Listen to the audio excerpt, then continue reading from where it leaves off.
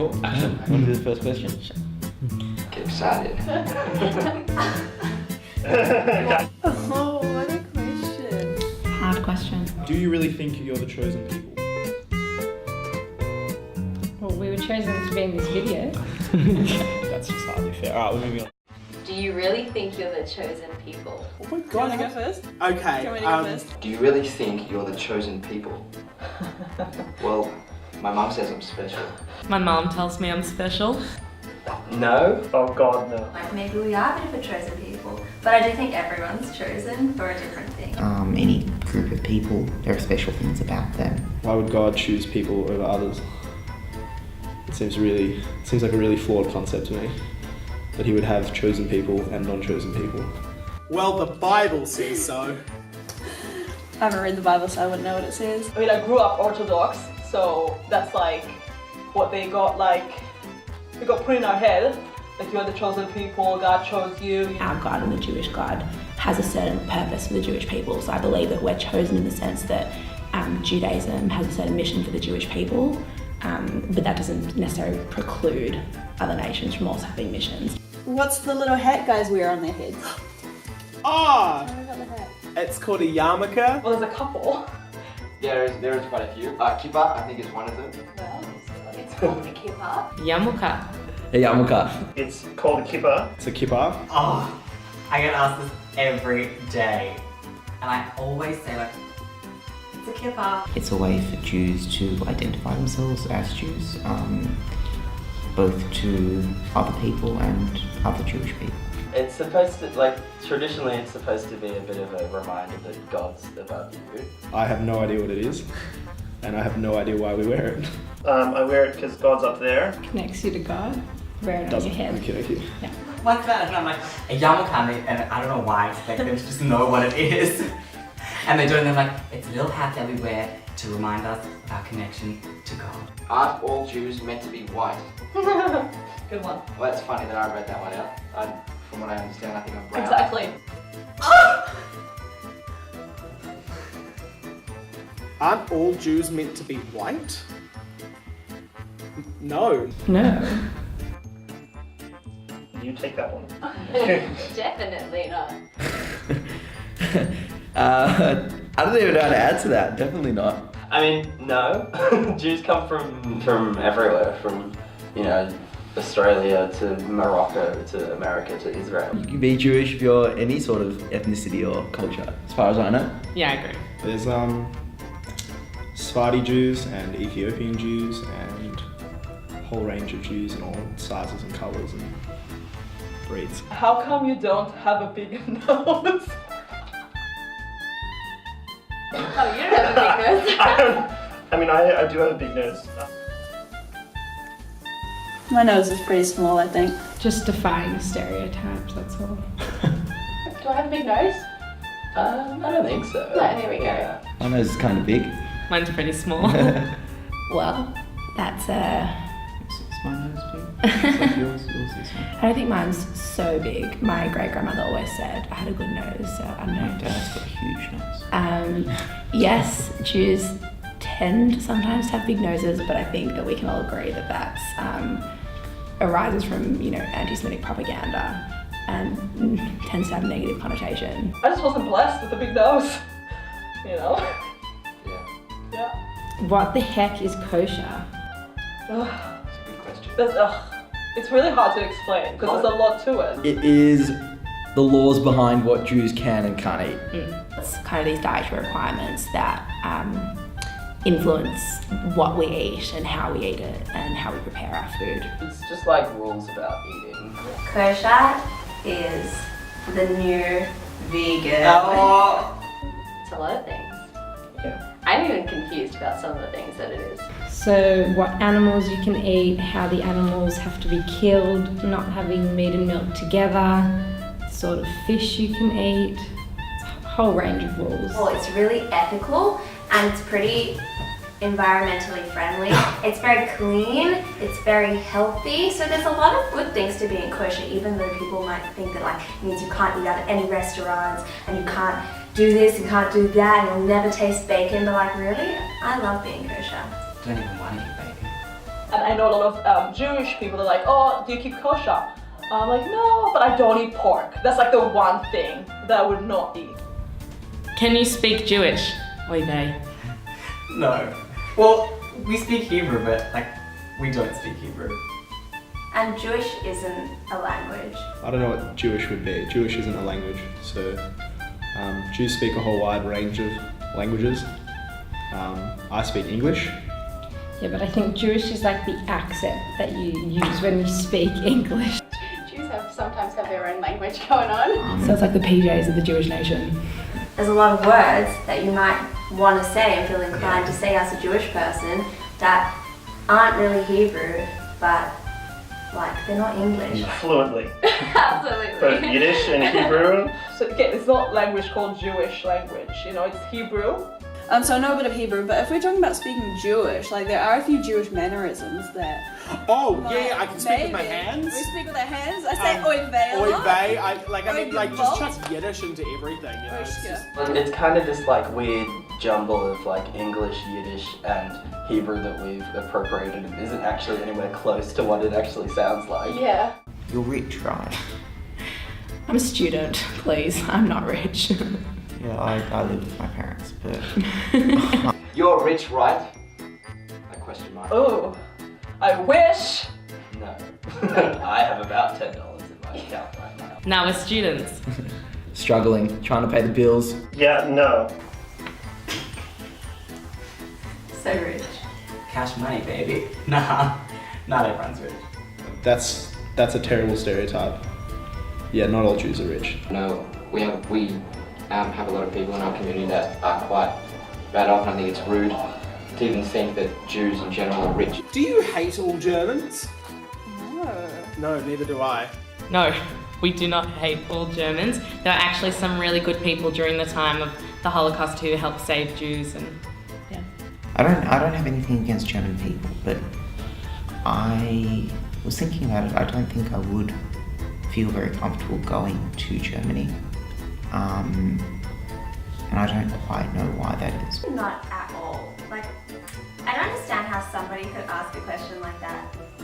And, like, obviously we wouldn't hate all Germans because you can't continue hating a people. Like, it just doesn't make sense. Like, it's not the same thing. Yeah, exactly. Like, it's really silly to dwell on something that happened in the past and, like, rather we should, like, learn from what happened in Germany and, like, move forward. Like, there's no point, like, just having hatred. Like, it's not productive. You know, I don't think we can blame the grandchildren. Yeah, for what their ancestors did, exactly.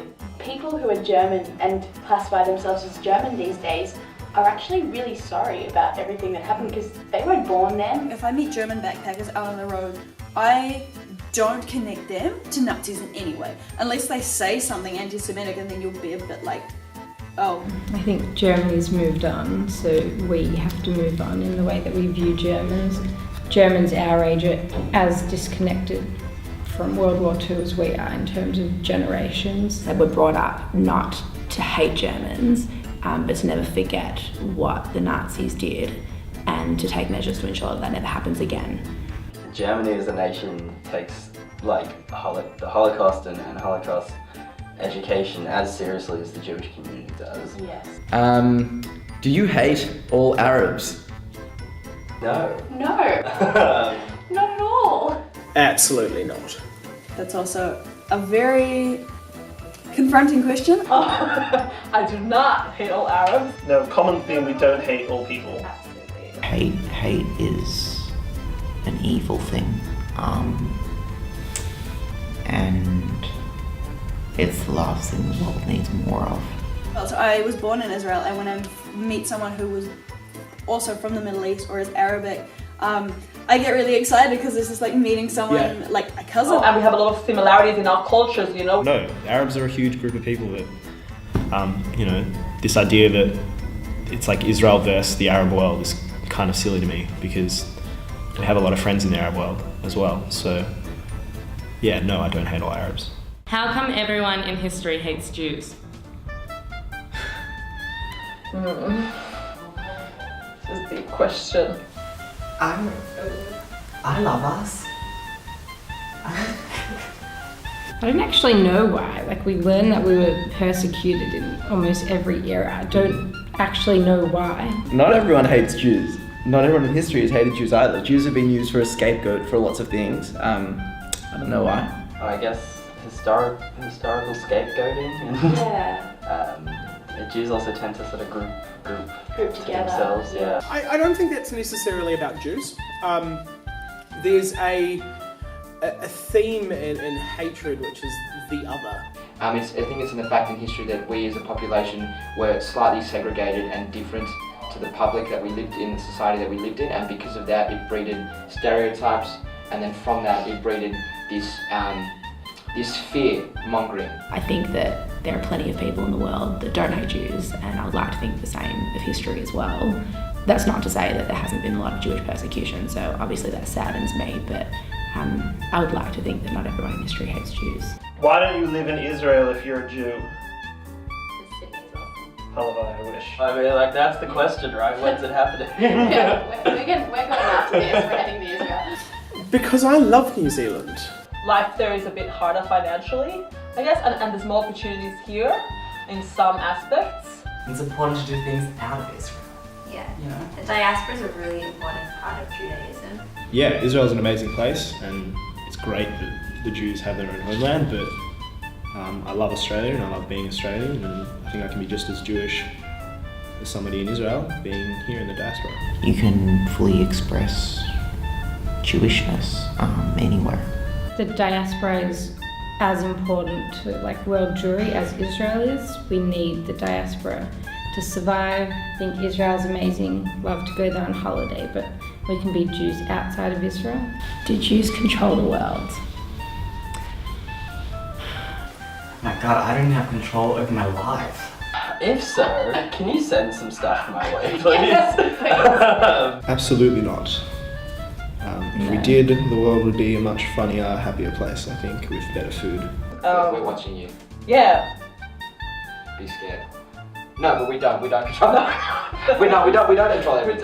That's definitely a misconception that comes from racist underlying ideologies, which definitely aren't true. There are a lot of very powerful Jews, and I don't know whether that comes down to the fact that they're Jewish though. I had a Coptic Christian driving teacher who very confusedly asked me, why don't Jews have a pope? They're such a large religion. And I said we couldn't all agree on one. So yeah, if we can't agree on like a religious leader, how could we control the world? Exactly. What do you do on Christmas night? Well, we don't do Christmas. I do Christmas. Oh, you do Christmas? Well, yeah, part of my family is Greek Orthodox. I love Christmas. Yeah, my family's celebrated Christmas ever since we moved over to New Zealand. My family hasn't. Watch Christmas specials on TV. I'm very bored over Christmas, like incredibly bored. But I guess for Boxing Day, we actually do Christmas lunch, my whole family. Because not everyone in my whole family is Jewish. There's people married in. Well, luckily for me, my dad's not Jewish, so we have Christmas dinner with all of his family. I literally sit home thinking how cool it would be if there was a Christmas tree in front of me and presents appearing onto me. We have a little Hanukkah bush at home. So we have my dad won't let us get a Christmas tree, which is sad, but it's okay. So we get a little mini one and we decorate it and we put like a mug and dammit on the top. Yeah. I wish I celebrated Christmas. I want presents. No, my family does have like a tradition just because turkey is like available around Christmas time. So we always have a Christmas turkey because it's there. What bits of your religion would you change? Take it away. So much.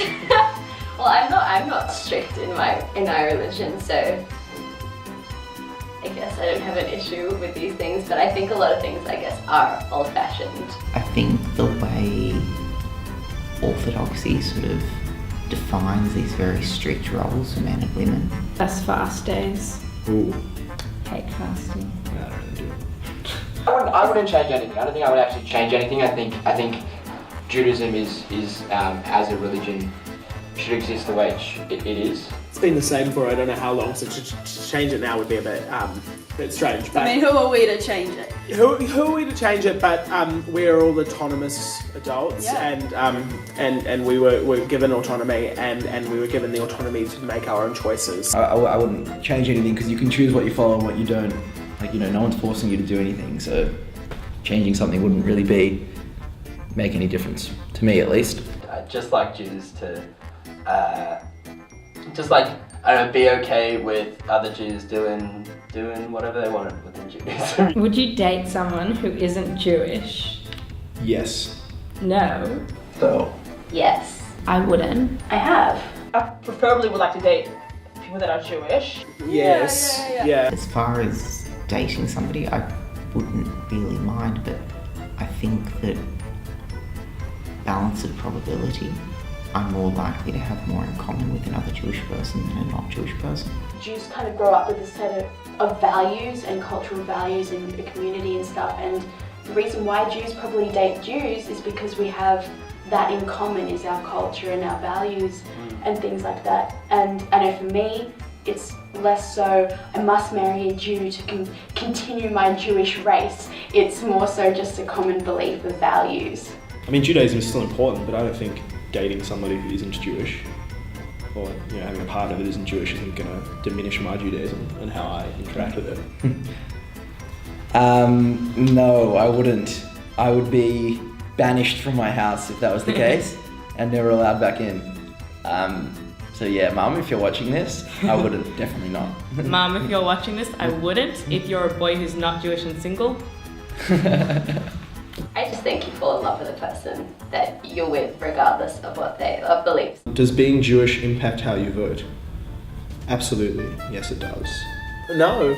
Well, no, not at all. Yes, me being Jewish probably does influence the way I vote in the same way that me being female or me being, any number of things. I don't want to say I vote. I mean, I vote for lots of different reasons. The fact that I'm a young person also impacts the way I vote. Absolutely. If my religion's a big part of my life, then sure it does. Judaism is a part of the fabric of who I am, and subtly, along with a whole lot of other things that will probably influence choices I make, like who I vote for. My Jewish community impacts how I vote, how I look at how the Jewish community is placed in Australia impacts how I vote, whether or not we get enough money for our security allowance to schools and synagogues, because that comes from the government, where our people are going to be buried, because that's a very big issue at the moment, whether or not the party that I vote for supports the anti-discrimination laws. I think that impacts how I vote. We have a responsibility when we're voting to consider how it will affect Israel or the Jewish community. I'm very much looking out for which party I think is doing the best for Australia rather than for Israel. I think if I knew more about how different parties felt about Israel's policies, it might sway me. But I think in general, what I focus more on when I'm deciding who to vote on is student issues, healthcare issues, environmental issues, not really how they feel about Israel. Do you wish you weren't born Jewish? Oh, hell No. No, not at all. Yeah, I'm going to be a no as well. I love being Jewish. I'm pretty happy being Jewish. Yeah. No, definitely not. No. No, I love being Jewish. I wish that I could know what it's like to not be Jewish for a little bit. I think that would be super hard to imagine because I think being Jewish is a really big part of my life. I think there's always an element of the grass is always greener on the other side. So obviously there are days when there are things that I have to do because I'm Jewish that are frustrating. I often do wonder, if I wasn't born Jewish, would I want to convert into Judaism? I don't know what it would be like to be born any other way. Judaism is probably the biggest part of me. I'm definitely more Jewish than I am Australian. I'm more Jewish than I am a student. I'm more Jewish than I am whatever. And I don't know, I just can't imagine myself not being Jewish, and I don't really want to be not Jewish. I think, if anything, it keeps life interesting. I mean, I love being Jewish, and I'm hugely, there's a good word, cosmopolitan about my Judaism. I'm very culturally Jewish, and I don't make it a secret, and I'll never hide it. I think our culture is incredible, and our values as Jews are incredible, and so yeah, I wouldn't take anything else. Because I feel like when you're born Jewish, you're born with this community around you, and it's a really special connection you have with people all over the world, regardless of where you live. And I think that's something I would not want to miss out on. What's the best thing about being Jewish? Oh, that's a nice question.